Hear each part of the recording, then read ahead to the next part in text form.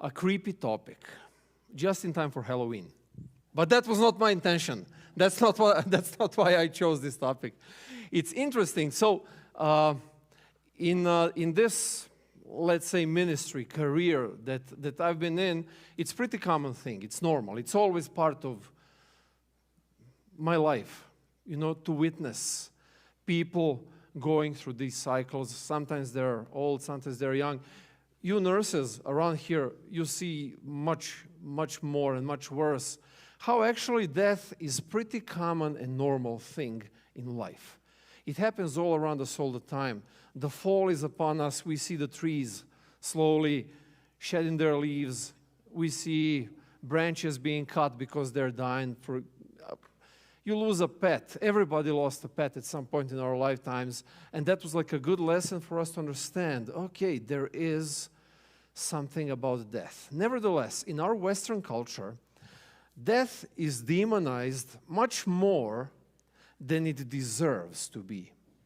We don't like talking about it. Everybody feels like icky, when somebody brings up the topic of death. And everybody just has this, like, let's just change the topic. Why do we have to talk about death? Nevertheless, if you read the Bible, you will see that death is a pretty common theme throughout the Bible.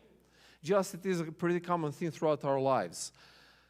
If we attain a proper perspective about death, I kid you not, guys, your life is going to improve immensely just if you embrace the concept and understanding of death.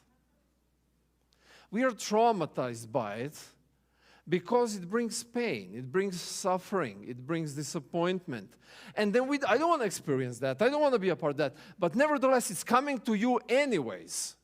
You can face death, either yours or somebody else's, being prepared or being completely caught by surprise. And we've been in those situations in other areas of life. When the spring storm, like those last spring storms, when they caught you unprepared, you think the winter is done, and then the fake spring comes in. And then just one morning you wake up, and there's like 3 feet of Colorado snow in your driveway, but you already packed away your snow shovels, and you're just not ready. Well, facing death is a similar thing, just on a much, much larger scale with much more significant consequences in our life. Obed, thank you so much for sharing. That was an amazing story. And it was really cool to hear it and relate to it. You guys know my story. You heard my story, what happened to me in July. And actually, back in July when I had that experience, and as I was recovering from it, that is where this sermon came from. This is like a sermon that's been kind of in building for quite a while. Because when you have this proximity of death staring you in your eyes, you get traumatized. We are designed and we are meant to live. God did not intend us to die. So death comes as something unnatural at first.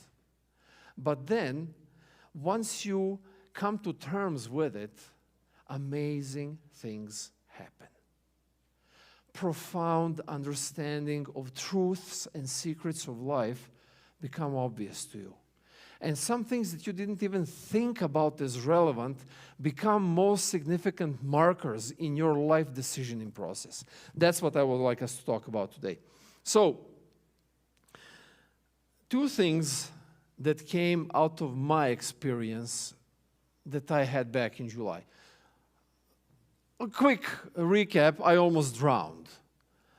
For you who don't know what I'm talking about, I was moments away from drowning. I was caught in a windstorm in the middle of the lake on my paddleboard. And really by sheer miracle, I ended up being saved. But I had enough time in those moments to process me being aware that this is the end. Like, I can't save myself. I can't hold myself above water. I'm about to sink, and I won't be able to get out, and that's it. I'm done. I'm gone. I don't remember having regrets about anything in the moment, but one thing that I realized is everything in our life that we deem as a problem is trivial. Everything is trivial for as long as you are alive. You think your financial issues are catastrophic, trivial. You think your health issues are the worst possible, trivial. You think your relationship struggles are so bad, trivial, silly, ridiculous, because you live. You remember that meme from that was a Hangover movie, but did you die? Yeah. Really, I'm telling you, anything that you survive is trivial in your life. The moment will come when there will be something that you won't survive. But who cares? At that point, you're in arms of Jesus. Woo! Go up. Wait when he comes back and you're done. In the meantime, my realization was that all of these things that were bringing me stress, anxiety, fear, worries, concerns were ridiculous when I was facing eye to eye with imminent death. Second profound realization that I had is the only reason I am alive right now, and the only reason I've been alive through all of this time is not thanks to chance, my efforts, my might and power. It's solely thanks to God's grace. He wants me alive. He wants you alive.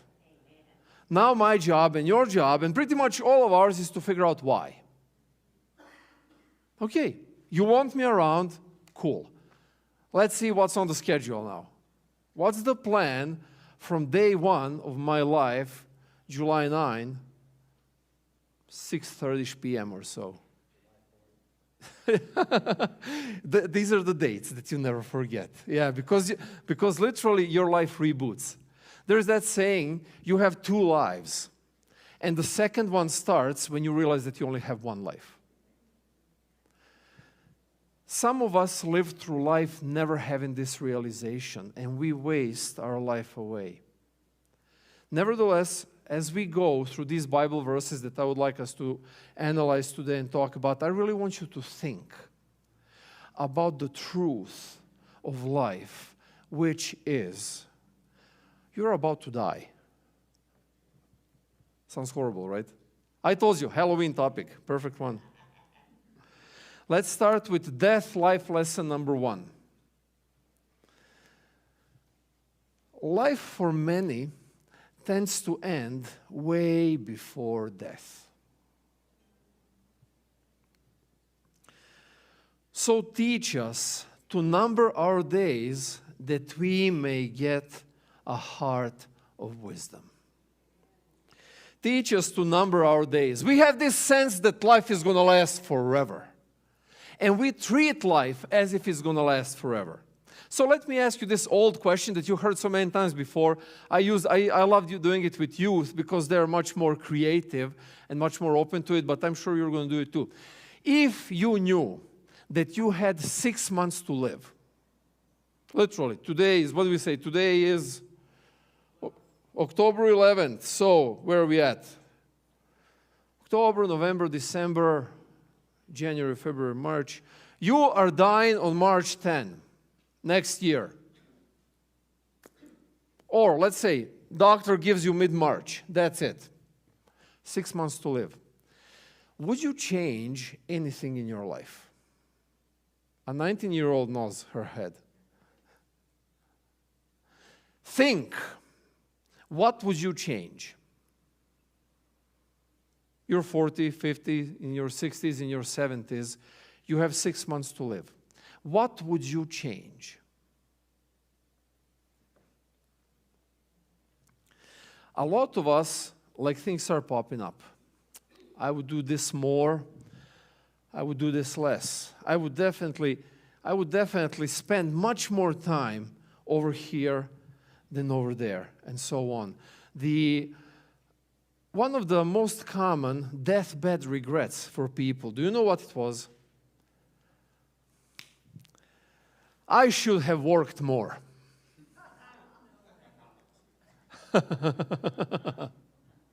No? I should have lived more.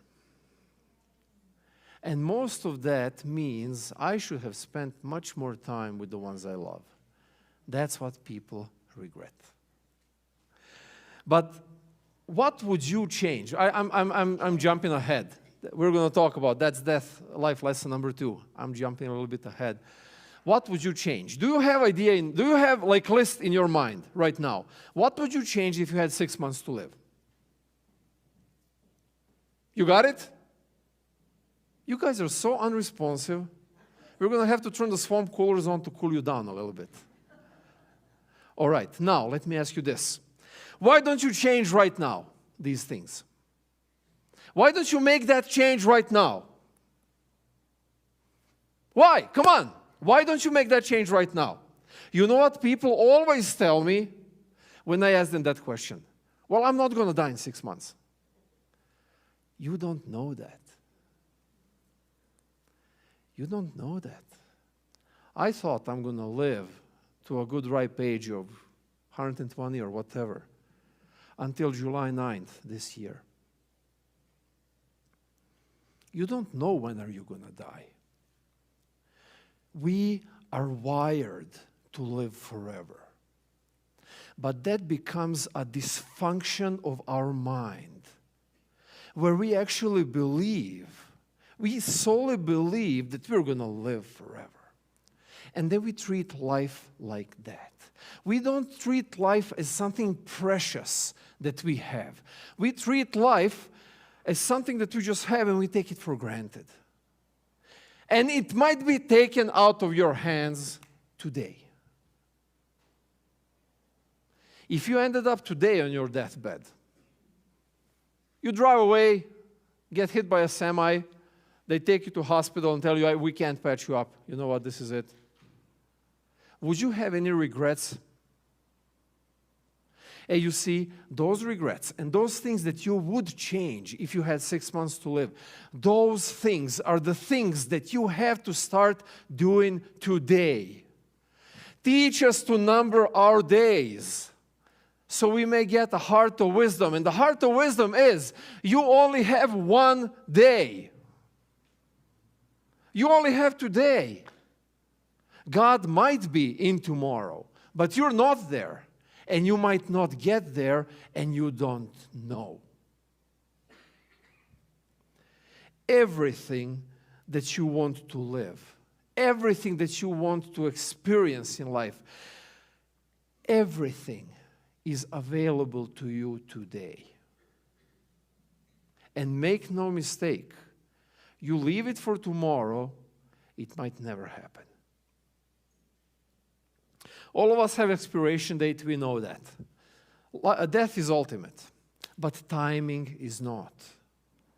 We can't pinpoint on the timing. We're trying, that's kind of like our big deal, big thing. But we're really only one moment away from being gone. Do you know who knew that they had one day? 2 guys knew that they had only one day. You remember them from the Bible? 2 guys knew. You remember those 2 robbers on the cross next to Jesus? They knew. They knew. And still, they made different choices. One realized what the real value of life is. The other one just stuck to his guns and decided to whatever. Where are you at today? I'm asking you this. Can you count your days? Can you count this one day that you have? Because I'm telling you, everything you're leaving for next week, for next year, because you're too busy right now, you don't have time for your grandkids, you're too busy right now, you don't have time to invest in yourself, whatever it is, you are missing out on life. Last week, a friend told me, I feel so dead inside. And I'm like, what do you mean? Well, he says, I just live this life, going through these motions, job, family, like all, and then we have some of these plans for next year, for whatever, for when kids get here and so on. But I am so dead inside. Like, why are you dead? Well, because I'm not doing things that I really wish I was doing. Well, why don't you do them? Well, I can't right now. I just can't afford it. I'm not in a situation. We have this, we have that, and so on. And this is where I realized a lot of us live being dead inside. Not because we don't have the opportunity to live, but because we are afraid to step out. Afraid to step out and actually live. First lesson, remember it. You only have today. That is the only number one that you need to count. That is the number of our days. Lesson number 2, death, life lesson number 2. Proximity of death brings clarity to life.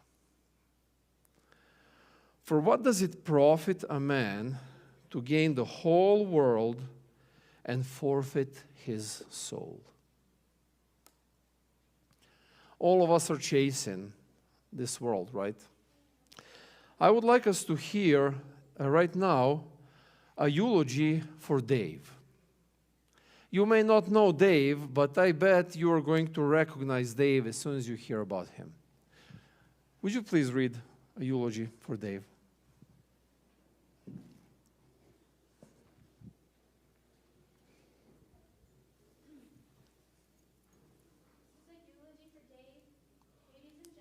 Is the microphone on?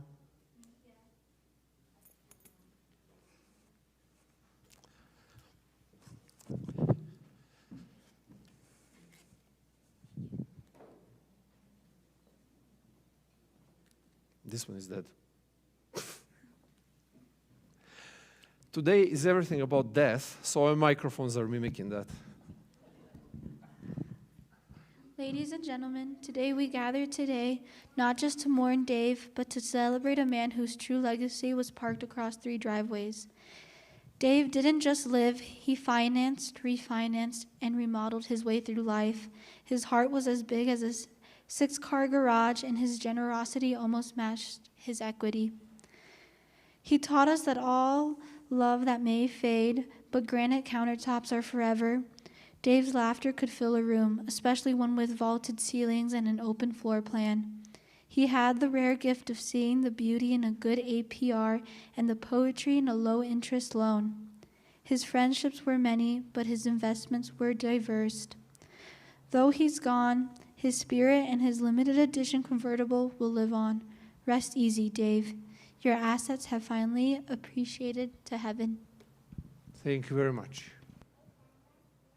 How do you guys feel about Dave? Does it break your heart? Or does it make you gag? Did it at least make you for a moment giggle, like the eulogy that Jana just read? We laugh at Dave, who was such an amazing guy, had so many things, built and bought so much amazing stuff. Is this the eulogy that you like to hear about a person? What are eulogies all about? Eulogy is teaching us a lesson of the value of life, right? This kind of a eulogy is a typical American eulogy.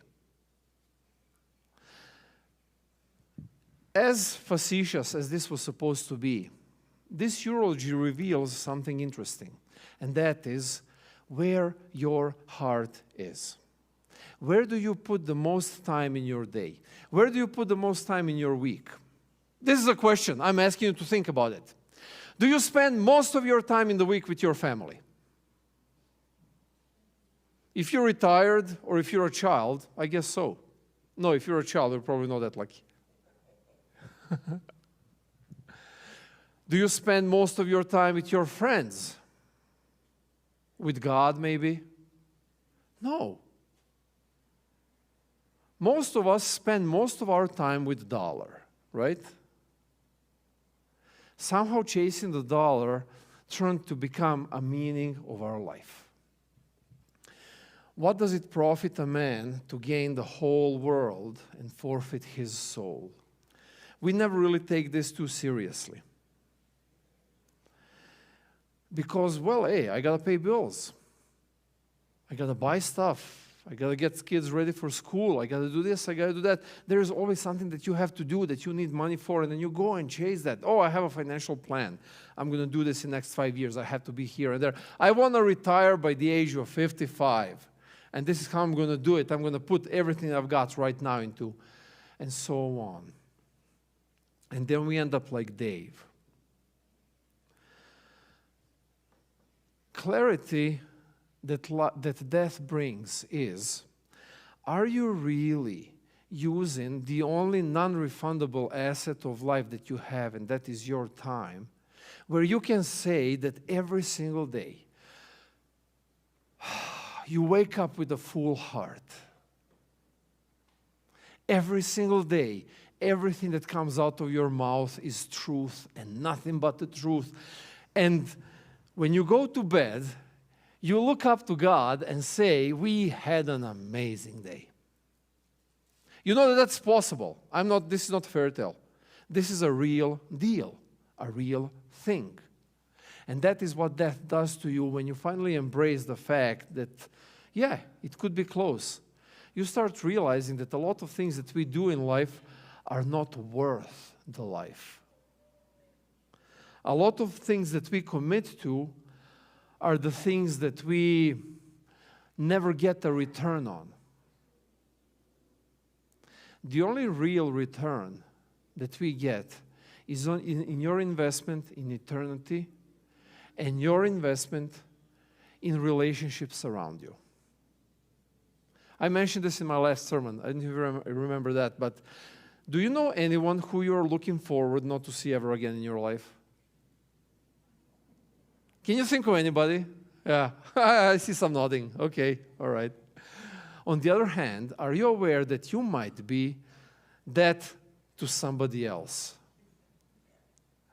Somebody out there is really hoping never to see you again in your life. I know a couple of people who look at me like that. The matter of fact is, when the end draws near, you come to realize that the value is not in the things that kind of perish, but in the things that you can hold into your heart for as long as you have breath in you. There's that saying, don't make space in your home for more stuff. Make space for more life. Last week, I was invited to have dinner with friends. They're from the old country, from Serbia. They have 6 kids. They have 3 older ones. The oldest one is 20, then 17, and then 15, or something like that. And then the one that is 15, when she turned 10, she complained how she doesn't want to be the youngest one, so they decided to have 3 more. So they have like a 5, 3, and 2-year-old. That was, first half an hour was pandemonium of noise and movement. Like we're sitting around the table, you know, and the dinner is kind of going, and I'm like I don't know where to pay attention to. Like, one of them is asking me something, the 6-year-old is tugging me, showing me her book, and then dad is asking me whatever, and everybody's talking to everybody at the same time. And I'm like, I am so blessed with 0 kids. Jeez. Nevertheless, I can tell you one thing. After those half an hour of kind of adjustment have passed, best birth control, that is true. But after those half an hour, when I started feeling the flow of that family, when I started feeling that energy of love and care for each other, and they're really good family. She's a stay-at-home mom. He is working hard, but he's finding time every day to spend with his kids. It's crazy. It's really crazy. I felt jealous. Like for that sense of not just community, but sense of oneness in all of this, like such a broad range of generations. And the reason I actually visited them 6 months ago, he was diagnosed with cancer. And he has like a big scar over here right now. He barely made it, and he is recovering at this point.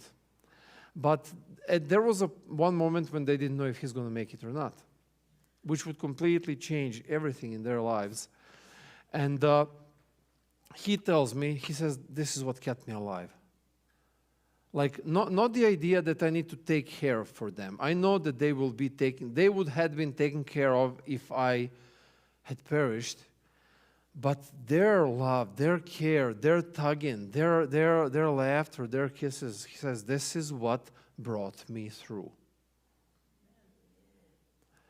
And I really understood, and I'm talking to you guys right now who think that you're going to live forever. Don't hold a grudge. Go and love and kiss your loved ones again and again and again. Tell them you love them even if it annoys them. Care for them even when you don't feel like it because they didn't deserve it. Treat them the way God treats you. Because that is the only thing that will matter when your days are numbered and when the time comes. Which takes us to lesson number 3, death lesson number 3. It's really who you're with, the only thing that matters.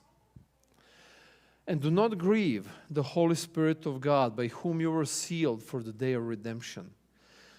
Let all bitterness and wrath and anger and clamor and slander be put away from you, along with all malice.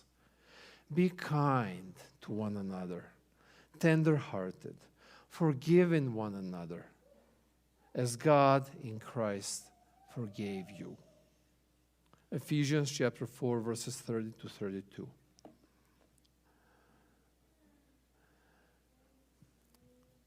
I remember one of the deathbeds I attended. That was way back in the day. I was pretty fresh. Gordon took me to hospital with him. And I remember it because it traumatized me. It was just, the whole experience was very traumatizing. It was a big family. The patriarch of the family was on his deathbed, and he had a beef with his brother that apparently lasted for a long time. And he was already, at that point, he was like a couple of days unresponsive.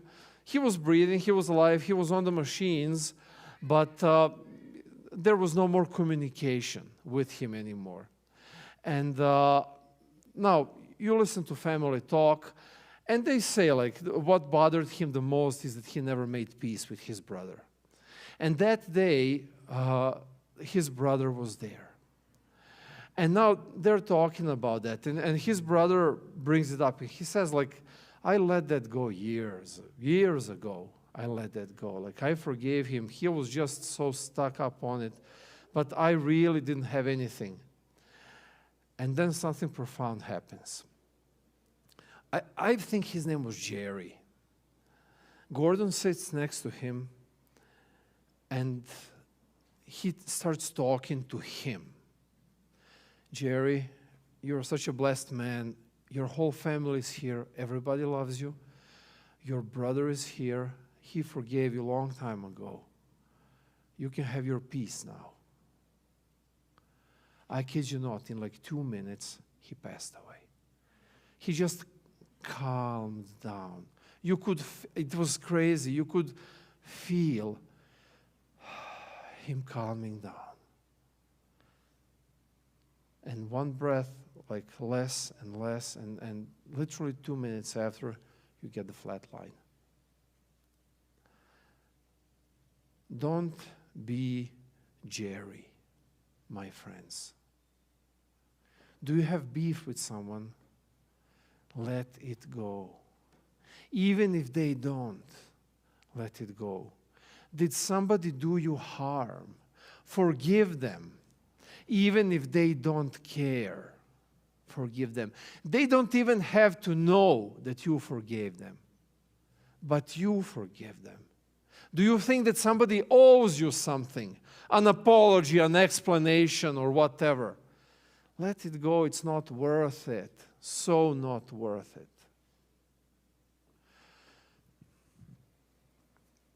I shared at one point some of the like backdrop from my upbringing. My dad and I had a very simple relationship. He sucked as a father, so I kind of sucked back as a son. And it was we didn't have much until I moved out of the house, and then until my mom left him. And then my sister didn't leave him per se, but she was treating him the way he was treating all of us for all of the years that we spent together. So he had this moment of kind of eye-opening where he realized all of his mistakes and so on. And that is where we reconnected. I was already in my 20s. But that didn't really last too long. He very quickly went back to his right ways. And since we moved to the United States, so in the first 15 years, I went back only 3 times. And one of those was because I had to, because we were kicked out of the country. But literally, I didn't want to go because of him. I didn't want to see him. I didn't want to deal with him. We would have these, like I would call him once a month, and the first 3 minutes were great. First 3 minutes are great.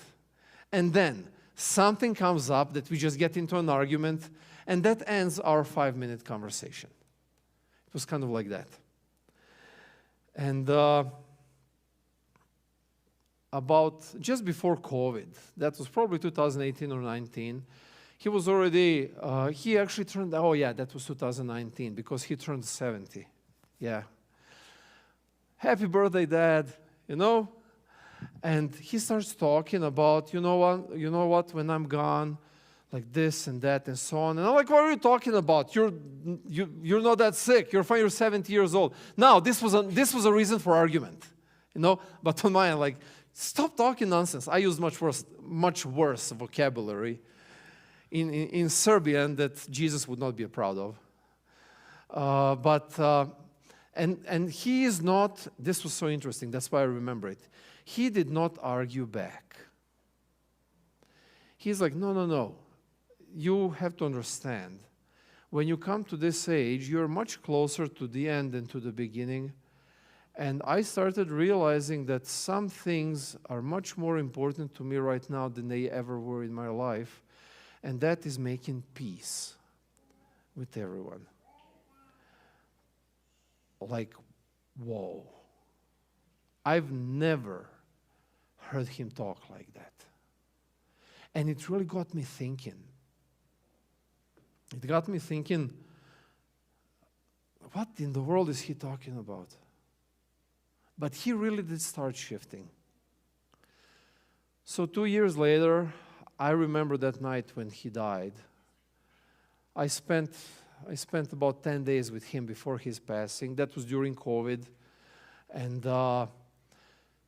I remember putting him in a nursing home in a good place, giving him a hug, and getting ready to catch the flight 2 days after that.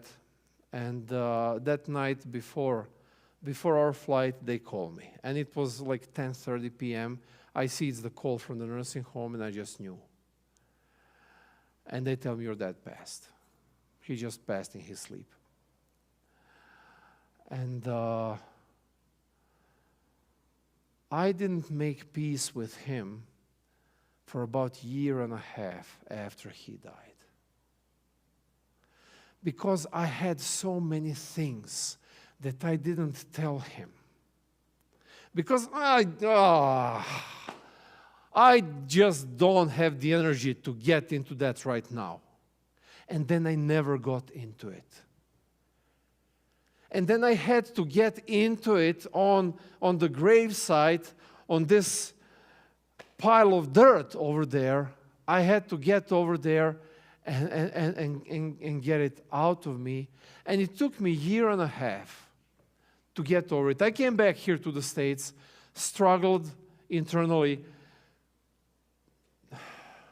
to forgive him and myself for the crappy relationship we had, realizing that it couldn't have been any better. But I remember going back a year and a half later to get taking care of the tombstone and the gravesite and everything.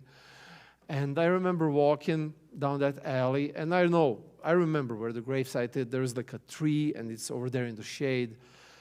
And I had this weird sense in me. Like I should feel bad right now. Like I should feel heavy. But I'm actually freed because I finally let go of it. And I know that he is in peace. And I remember the weirdest feeling, like I'm over there at the grave, and they pretty much did everything. They finished everything up. It looks beautiful. It's peculiar and different. And I had this like high five with the tombstone that I never had with my dad. The only thing that matters is peace in your heart with your loved ones. Seek that. Are you estranged with your child? Are you distant from your parents? Is there strife within your household? Do it today. Even if they don't have an ear to hear, do it today. Do not seek justice, but bring love and compassion. Make sure they know. You know what God does then? Gives you something that He can never give it to you in any other circumstance. Peace that overcomes anything this world can give. And the last lesson, lesson number 4, death life lesson number 4, there is no more fear in life. Even though I walk through the valley of the shadow of death, I will fear no evil, for you are with me. Your rod and your staff, they comfort me. David had to walk through the valley, through the valley of the shadow of death a lot of times. And this is an actual geographical place where the mountains overshadow the area, and it's very a good place for a stick up, and they had to use that land to go through, and very often it was known in the old times that the Nephilim would inhabit that area. So you go through there, your life is at risk. And David is like, I will fear no evil. Death is coming to every one of us here. Hopefully later than sooner. But some of us might die tonight. God forbid. But are you aware that you don't have tonight? It's not given. It's not granted to you. The only thing that was granted to you is this breath that you have right now. But it doesn't matter. It doesn't matter because death does not matter anymore. One thing that Obed said in his prayer, thanking for the power of the resurrection. And I caught that. And you prayed for that yesterday as well when we had practice, I think. My dear friends, you have nothing to be afraid of. Because death will come on God's terms. Death will come on your dad's terms. You are safe until then. And when that comes, it really won't matter. Philippians chapter 1, Paul writes that in prison. For me, to live is Christ, and to die is horrifying. Is that what he says? And to die is gain. If I am to live in the flesh, that means fruitful labor for me. If I'm going to be sticking around, I'm going to be finding my purpose and I'm going to be pursuing that purpose and it's going to be awesome. Yet, which I shall choose, I cannot tell. I am hard pressed between the two. Paul is in prison. He knows that they want to execute him. And he doesn't know what to pray for life or for death. He's like, this is a tough choice. Do you want to live or do you want to die? For everybody else, it's a no-brainer. Of course you want to live. But he's like, why would I? Really? He says, my desire is to depart and be with Christ. For Paul, the reality of death was a transition in the arms of God. He had no fear of death because he knew what death was. It's just a gateway. It's just a gateway into the arms of God. And he says, listen to this, my desire is to depart and be with Christ, for that is far better. And think about it. Would you love to be hugged by Christ tonight? Oh my goodness.